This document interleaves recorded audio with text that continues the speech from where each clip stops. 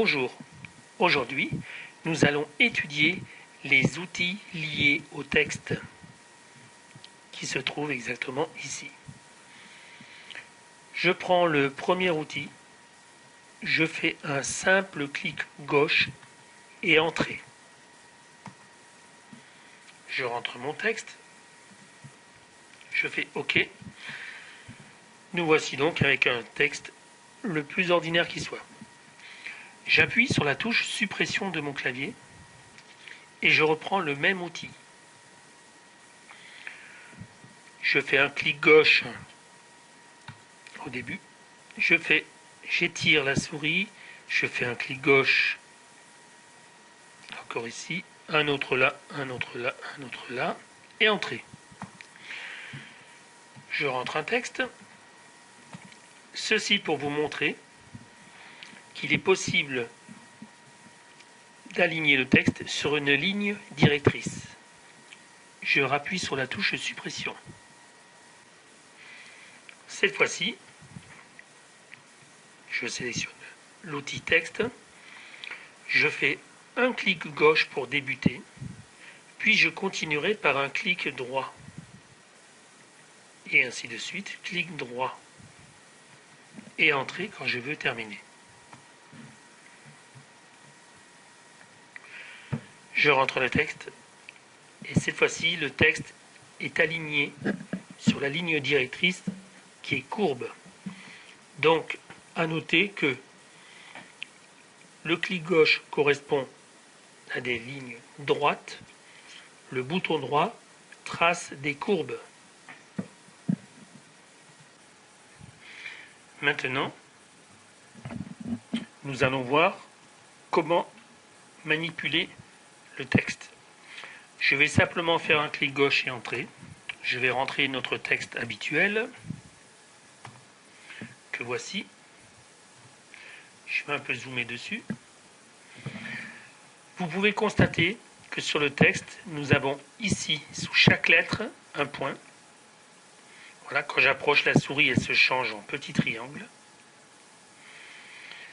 Et nous avons aussi ici,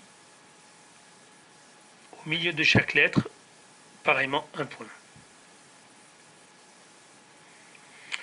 Donc, si je clique tout simplement ici, que je tienne appuyé, je peux avancer la lettre à droite ou à gauche. Pareillement ici. Ce point ne sert absolument qu'à ça. Avancer, reculer. Il est tout à fait possible de reculer plusieurs lettres à la fois en tenant simultanément soit la touche CTRL ou soit la touche SHIFT qui est la flèche qui se trouve juste au-dessus de CTRL. Donc, premier essai, je me place sur le E, je tiens la touche CTRL appuyée et vous verrez que tout ce qui est avant le E est déplacé en même temps. Maintenant, j'appuie sur la touche SHIFT qui est la flèche au-dessus de CTRL et j'appuie sur le bouton et je constate que tout ce qui est à l'arrière du E, soit ma sélection, se déplace en même temps. Maintenant, nous voyons le bouton qui se trouve au centre de la lettre, qui est une édition. Édition. Nous voyons un cadre apparaître qui, comme vous pouvez le constater, a sur chaque coin un bouton, un autre ici et un autre là. Celui-ci sert à une rotation de la lettre. Celui-ci sert à un redimensionnement de la lettre. Celui-ci sert à une inclinaison de la lettre.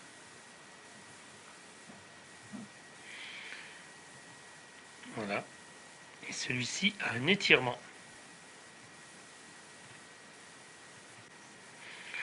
Plus tard, nous verrons comment entrer dans les paramètres plus en profondeur de chacune des lettres. Pour l'instant, j'appuie sur suppression et nous allons voir la différence entre ces deux outils.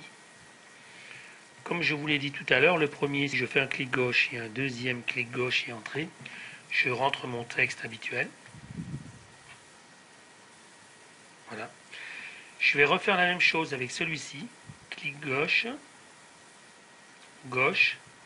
Et là, si je relâche la souris, on me demande la hauteur. Donc je détermine la hauteur du texte. Et encore une fois, clic gauche. Je rentre mon texte habituel. Vous constaterez que dans la première option, le texte suit la courbe avec son inclinaison. Tandis que dans la deuxième option, le texte suit la courbe en effet, mais il reste vertical. Je sélectionne mon texte en l'encadrant et je fais suppression. Maintenant, nous allons voir le troisième outil qui est Arc. Arc, il suffit simplement d'un premier clic gauche,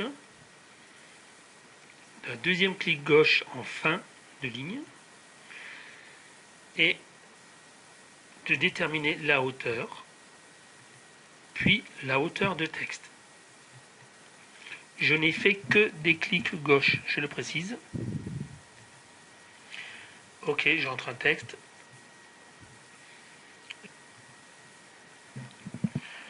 Comme toujours, il est possible de déplacer le texte. Un instant. Sur cette ligne. Alors, suppression. Je refais, mais cette fois-ci vers le bas. Donc un premier clic gauche. Le clic gauche qui détermine la largeur.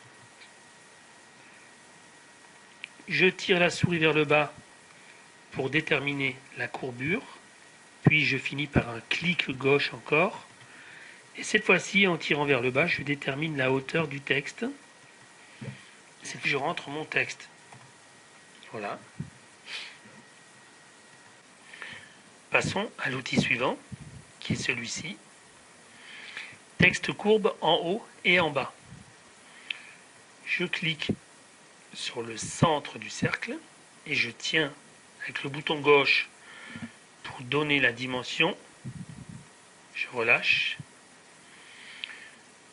Je détermine la hauteur du texte et je rentre mon texte.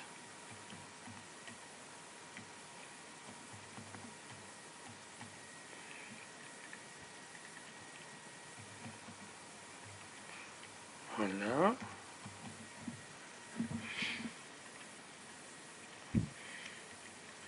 Bien sûr, mon texte n'étant pas parfaitement aligné, je clique une fois au centre du dessin pour laisser apparaître le mode édition. J'effectue une rotation comme ceci. Je rappuie dessus pour quitter le mode édition. Voilà ce que ça peut donner.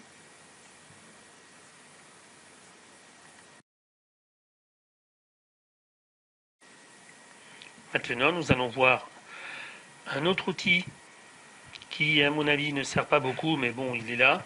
Monogramme initial, qui vous permet de tracer, ou plutôt de dessiner des initiales. Je détermine la largeur, la hauteur. Je rentre les lettres. Je vais prendre trois initiales qui sont par exemple J, B, L. Je détermine une décoration, c'est-à-dire que c'est une image qui est représentée par une lettre. Donc je prends une étoile. Je fais OK. Et on se retrouve avec nos initiales JBL décorées de deux petites feuilles, une de chaque côté. Alors pour bien comprendre cet outil et déterminer quels sont les symboles qui représentent ces symboles, je vais dans Aide, je vais dans Lettrage, je choisis Monogramme Fonte. Alors dans ce cas présent, nous sommes dans le monogramme 2. Et vous pouvez constater ici les différents résultats, donc notre JBL plus l'étoile, ce qui donnait les deux petites feuilles de côté. Mais il est aussi possible de représenter par le crochet, le point d'interrogation. Oui, chaque symbole est marqué en bas. Voici les lettrages utilisables. Voilà. Et vous avez le détail ici. Sur le fond 1, fond 2, il y a plusieurs types de monogrammes que je vous laisse découvrir dans l'aide. Concernant notre dernier outil, qui est ligne et angle, je détermine par le bouton gauche le début de la ligne. Bouton gauche, je détermine la fin. Et la hauteur. Et je fais entrer. Voilà. Nous voyons que tout simplement notre texte épouse la ligne et prend la hauteur que j'ai indiquée. Alors la différence tout simplement est que comparé à celui-ci, voilà, même texte, la différence est que tout simplement ce texte reste bien aligné et que celui-ci prend l'orientation de la ligne. C'est-à-dire que si l'inclinaison est de 45 degrés, les lettres seront à 45 degrés. Alors que celui-ci, les lettres restent dans la position initiale. Maintenant, nous allons voir une des parties les plus délicates du texte. Le paramétrage. Je vais donc sélectionner cet ensemble et je vais en tracer un nouveau. Voilà. J'agrandis bien qu'il soit possible de m'y voir. Je sélectionne le texte et sur cette barre, nous voyons les paramètres du texte, la police de caractère,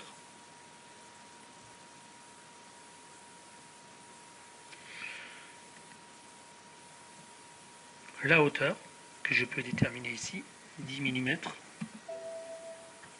Voilà, tout simplement.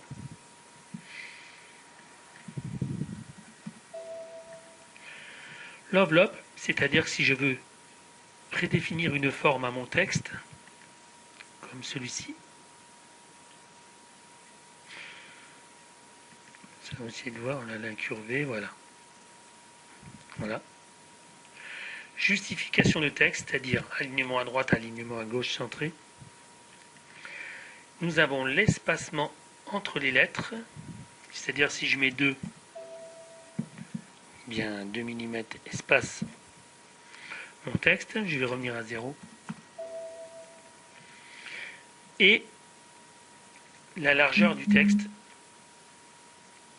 c'est-à-dire 100%, si je mets 120%, mes lettres prennent 20% de largeur en plus. Et dernier élément, l'inclinaison, me permet d'orienter le texte à gauche ou à droite. Je choisis par exemple une inclinaison de 15%. Résultat, mon texte s'incline à droite. Si jamais je veux qu'il s'incline à gauche, je vais dans le négatif, c'est-à-dire au lieu de 15, je taperai moins 15. Hop, et voilà. Et maintenant, je le remets comme il était au départ. Voyons maintenant les paramètres de ce texte plus en profondeur. Ici, vous avez un outil qui est un complément d'information concernant notre texte. Je clique dessus et je le découvre.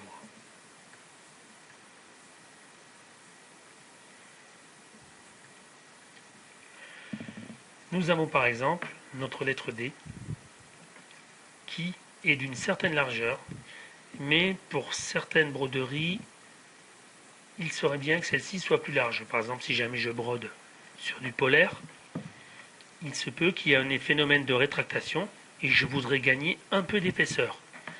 Dans ces cas-là, je vais tout simplement sur compensation et je détermine un pourcentage de compensation, c'est-à-dire ici par défaut 110, c'est-à-dire que notre lettrage va s'élargir de 10%. OK. Vous voyez, par rapport à la ligne initiale, celui-ci s'est élargi de 10%.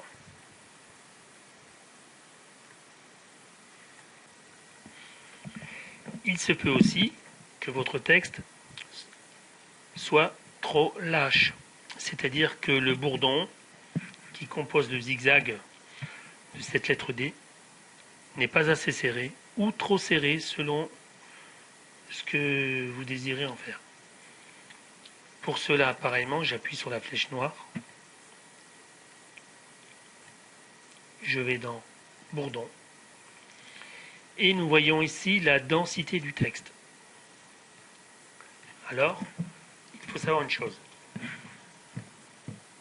Si je veux que celui-ci soit plus serré, il faut que je mette moins 0,5 par exemple. Nous voyons que celui-ci se resserre. Par contre, si je veux que celui-ci se relâche, il faut que je rentre une valeur positive, c'est-à-dire soit 0, ou 0.2, ou 0.3, 0.5, 0.5. Nous voyons l'effet inverse. Des valeurs type moins 5 ou plus 5 sont totalement inadaptées et causeraient plutôt les dégâts qu'autre chose. Les valeurs doivent tourner à moins 0.5, moins 0.8, voire moins 1, mais pas au-delà. Et dans les valeurs positives, sauf pour un grand texte dans un dos de blouson, ce n'est pas la peine d'aller chercher dans les valeurs plus 3, plus 5. Sauf certaines techniques de broderie, comme par exemple la broderie 3D, qui nécessite une très forte densité parce que on brode sur de la mousse qui doit être emprisonnée dans le texte. Dans ces cas-là, oui, les grosses densités sont nécessaires. Mais sinon, il est rare de tourner dans les plus 3. Un autre paramètre indispensable est le point de dessous, car il y a la partie visible et la partie invisible de votre broderie. Il suffirait que vous ayez besoin de broder sur un tapis de selle d'équitation, qui est un matelassé assez épais, où il est nécessaire de mettre un point de dessous afin d'écraser un peu la mousse afin de broder votre lettrage. Pour ceci, nous allons toujours sur notre flèche noire et nous allons dans point de dessous qui se trouve ici.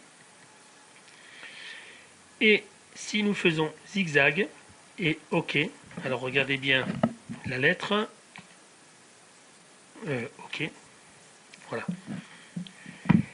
C'est-à-dire que notre broderie commencera par un zigzag pour écraser la mousse. Je peux même mettre un ralenti pour voir le déroulement de l'opération. Voilà le début de notre broderie. Hop, on écrase la mousse, on brode par-dessus. Ceci peut aussi servir à donner du relief à une lettre. Voilà.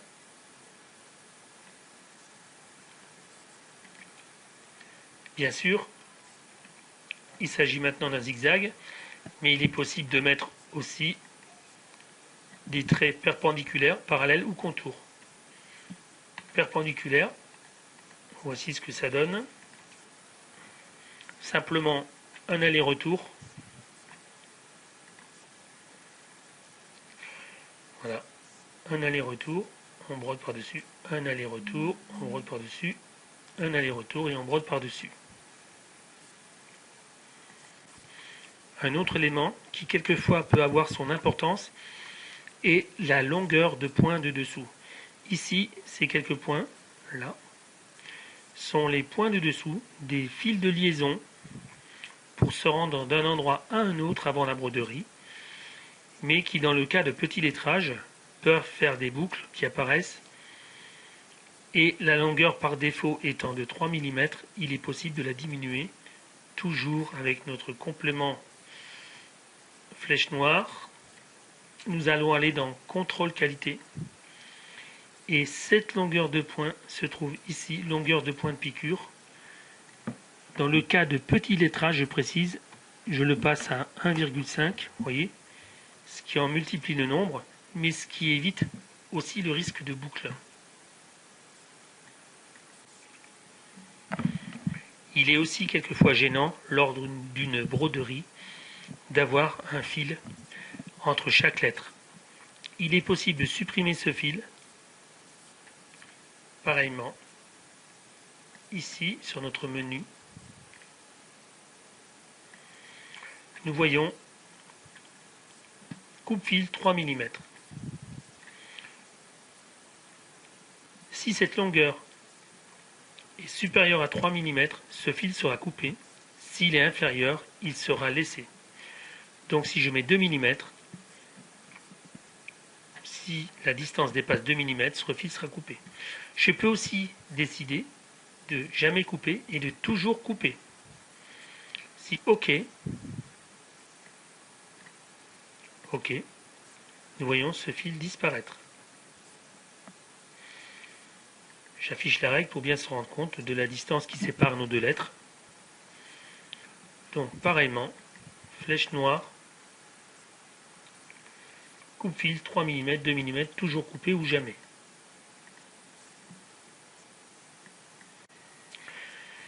Sachez qu'il est aussi possible de changer la couleur de chacune de ces lettres en insérant un caractère spécial qui se nomme le tilde, qui se trouve sur la touche 2 de votre clavier et qui s'obtient aussi en appuyant simultanément sur la touche Alt et en faisant 126. Voilà.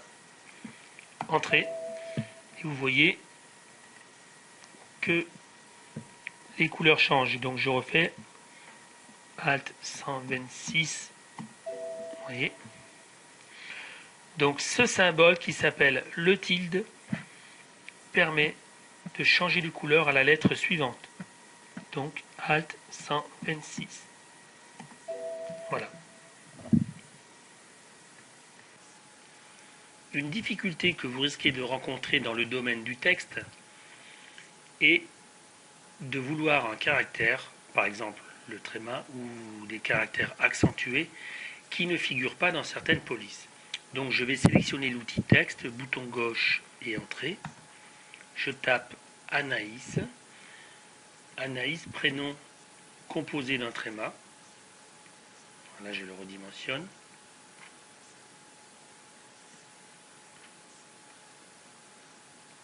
Voilà. Donc le tréma figure bien dans la police Block News, mais le tréma ne figure par exemple pas dans la police Allegra Script. Voyez-vous, le message d'erreur apparaît. Si je fais OK, je vois que tous les caractères compatibles apparaissent, sauf le I qui n'est pas compatible. Donc je vais sélectionner le I tréma et le remplacer par un I classique. Et voici. Donc, comment faire pour insérer un tréma dans cette police? Je vais donc faire bouton droit, traiter, texte en segment. À ce moment, je viens de transformer mon texte en segment, c'est-à-dire ce n'est plus une police de caractères. On ne peut plus changer de police. Ce texte est devenu du dessin. Ce qui me permet de sélectionner le point sur le i, de le dupliquer. D'abord, je vais le déplacer. Je le duplique en faisant CTRL-D, c'est-à-dire la touche CTRL plus D. Entrée, voilà. Et voici comment je viens de contourner le problème du caractère non compatible.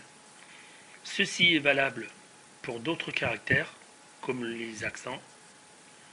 Beaucoup de polices ne sont pas accentuées. Voyons un outil qui peut être lié au texte et qui devrait vous éviter des tâches répétitives. Cet outil est le tampon qui se trouve ici, marqué symbole, qui permet de créer un motif, de l'enregistrer comme symbole et de le rappeler à chaque fois qu'on en a besoin. Et nous allons utiliser un texte pour l'exemple. Je vais sélectionner l'outil texte, bouton gauche pour le premier point, bouton droit ici et bouton gauche entrée.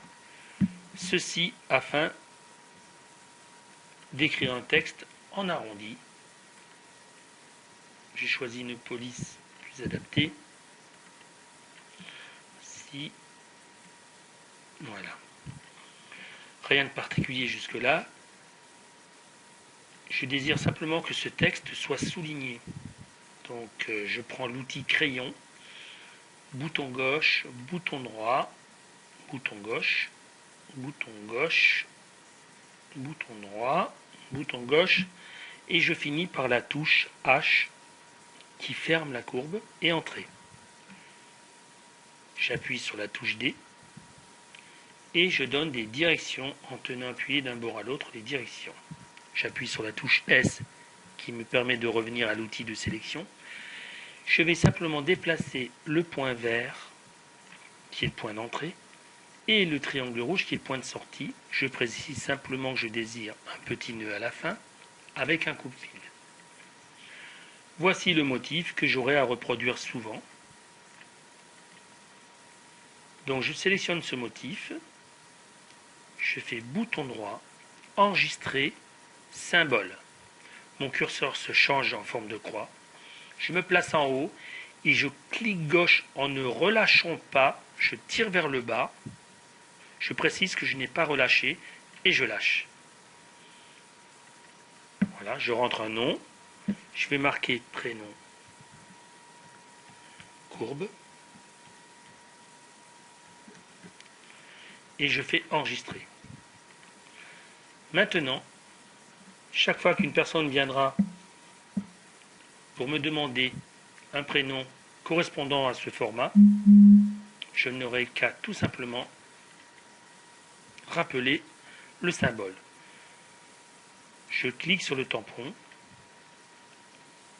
Nous avons ici une liste de symboles, dont celui que nous venons de créer, prénom courbe. Donc, clic gauche, je tiens appuyé. Je peux l'orienter différemment, changer la taille. Et quand celle-ci correspond, je relâche et je fais entrer. Touche S. Je sélectionne le texte et je n'ai qu'à changer le texte. Voyons voir. Voilà.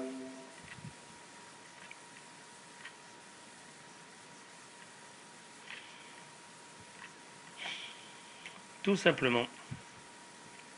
Un outil particulièrement intéressant.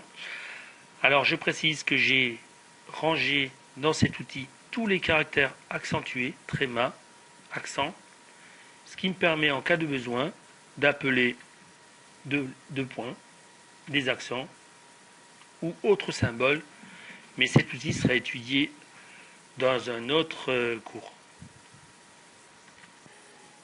Et le dernier sujet de cette vidéo sera le redimensionnement du texte.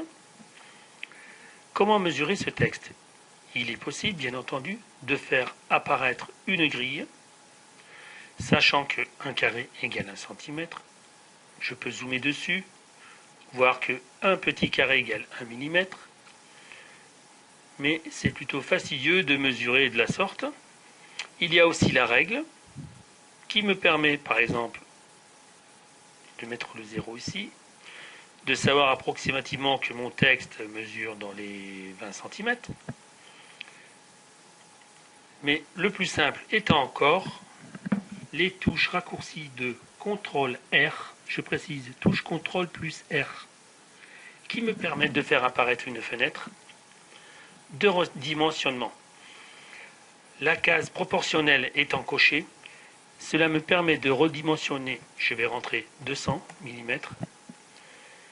ce qui me permet de redimensionner la hauteur et la largeur en même temps. Dans le cas où je décoche proportionnel, je ne changerai que la hauteur ou la largeur. Appliquer. Et voici donc notre texte redimensionné. Une dernière petite info concernant le texte. Il peut arriver que vous ayez à broder un texte très grand et dont malheureusement la largeur est trop importante. Largeur trop importante signifie que le bourdon dépasse les 1,2 cm. Alors, je vais vous montrer comment il est possible, plutôt que d'un bourdon ou un satin, de broder un remplissage pour un texte. Nous allons donc taper un texte. Voilà. Je vais l'agrandir. Voilà.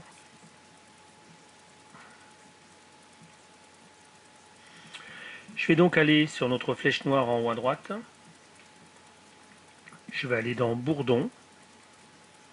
Et type de décor, nous avons le satin. Je vais en choisir un autre. OK. Ce qui permet d'avoir un texte correct, composé d'un remplissage, dont l'orientation des points suit les directions initiales. Il est vrai que ça augmente considérablement le nombre de piqûres, mais ça évite des incidents de type incident de broderie ou incident à l'accrochage du vêtement, genre tirer les fils. Là, le problème est résolu.